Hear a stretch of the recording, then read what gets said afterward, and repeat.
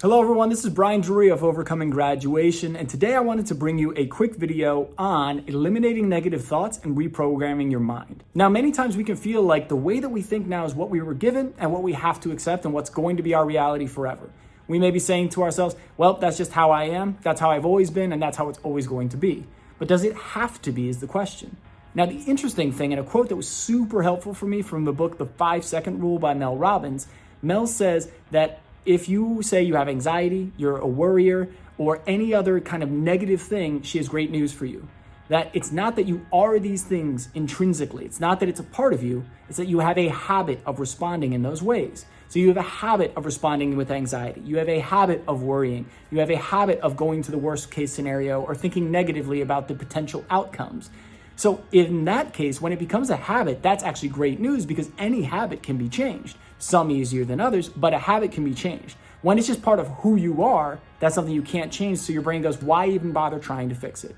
So here is one quick technique to help you start reprogramming your mind, eliminating negative thoughts, and shifting more to a positive focus in your life. Keep in mind, this may sound overly simplistic, but often the most powerful and the most impactful tools are the simplest to use. Doesn't mean they're easy.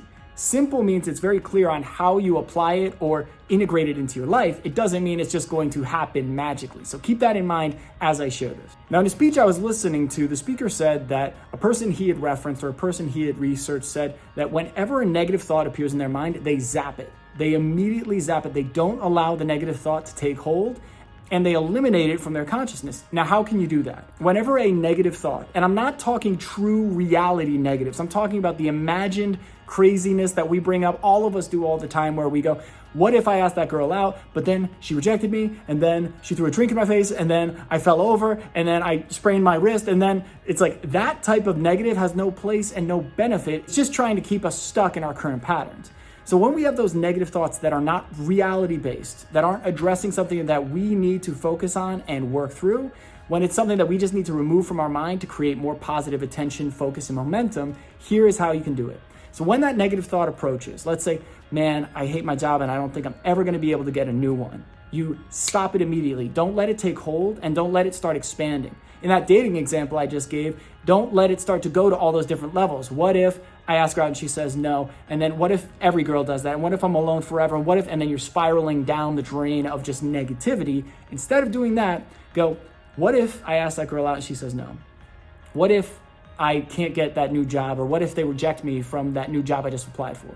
What if I can't stay consistent with my new workout routine? What if I can't start and write that first book? What if I don't have it in me to do it?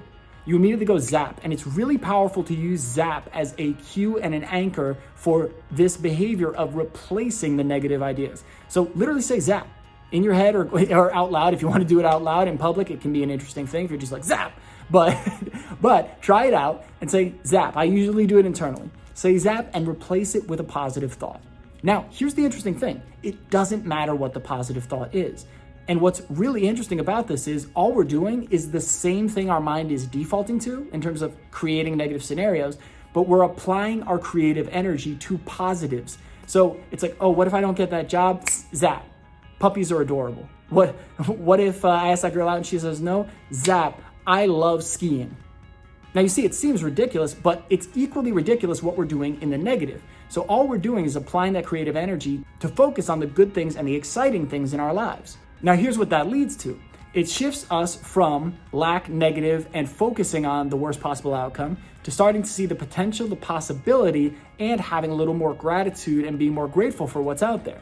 This may seem so simple that it's stupid. It may seem silly, and trust me, it did to me at first.